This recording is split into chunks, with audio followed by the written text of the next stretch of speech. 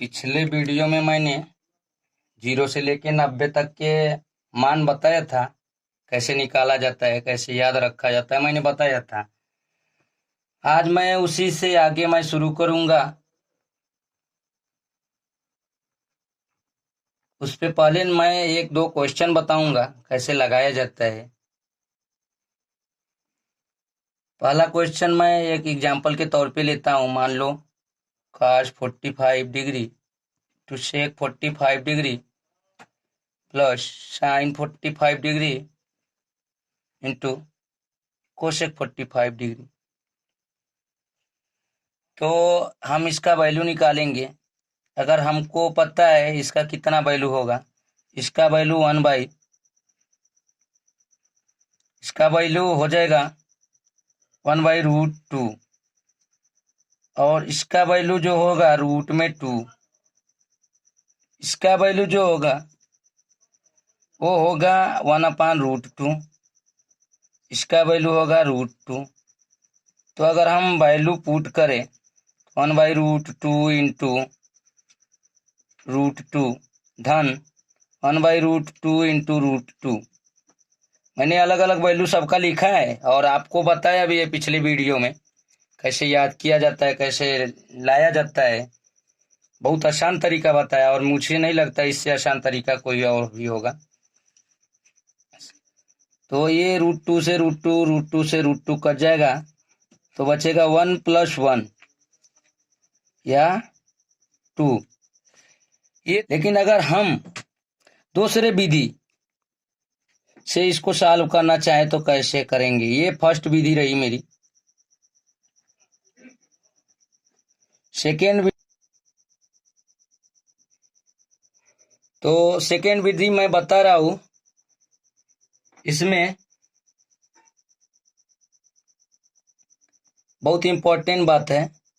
cos 45 into sec 45 plus sin 45 into cosec 45।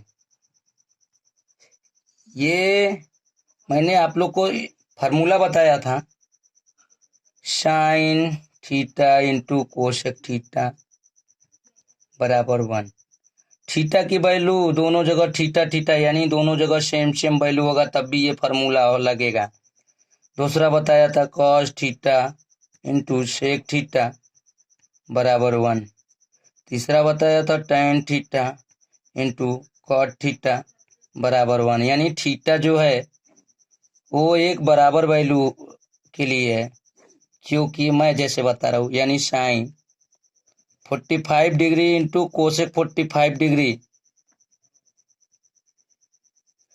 तभी 1 होगा। न कि अगर ऐसा रहेगा, अगर मान लो ऐसा, अगर sin 45 डिग्री लिख दिया यहाँ पे और cosec 30 डिग्री लिख दिया तो ये कभी भी बराबर एक के नहीं होगा। कभी भी एक के बराबर ये नहीं होगा और ये रॉन्ग हो जाएगा, ये गलत हो जाएगा। ये कभी बराबर एक के नहीं होगा। इसलिए हम ये वैल्यू कभी भी ध्यान देंगे। थीटा मतलब ये दोनों थीटा की वैल्यू बराबर होना चाहिए दोनों जगहों पे। तो हम इस फार्मूले के हिसाब से देखें तो दोनों जगह थीटा थीटा बराबर है, इसलिए ये वैल्यू जो हो जाएगा 1 हो जाएगा और ये वैल्यू भी 1 हो जाएगा और इसका टोटल वैल्यू 1 + 1 बराबर 2 हो जाएगा। ये इजी तरीका है, लेकिन मैंने ये बताया और इसका बताने का मेरा क्या तरीका है, क्यों बताया मैंने, क्योंकि ऐसे क्वेश्चन एग्जाम में आते हैं। लोग 45 डिग्री के वैल्यू में कंफ्यूजन हो जाते हैं। साइन 45 का क्या होता है, cos 45 का क्या होता है, वहां पे कंफ्यूज हो जाते हैं। लेकिन ये फार्मूला अगर याद रखेंगे कोई कंफ्यूजन की बात ही नहीं है। देखते ही आप एक और एक दो जोड़ के आप आंसर बता सकते हैं। दूसरा क्वेश्चन मैं एक और बताता हूं।